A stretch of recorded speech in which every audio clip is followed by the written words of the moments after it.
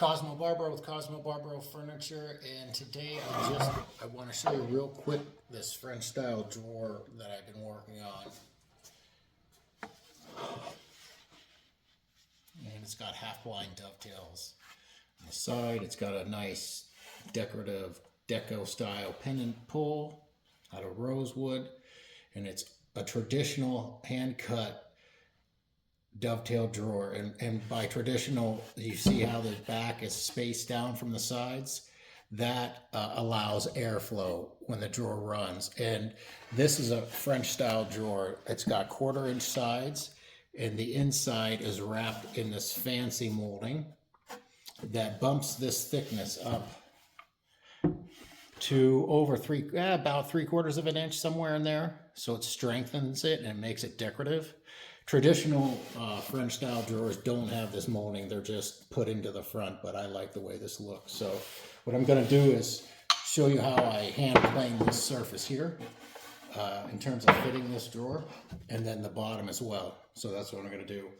And I got a couple planes right here, Lee Nielsen, and a nice little Lee Nielsen chisel plane. And so here we go.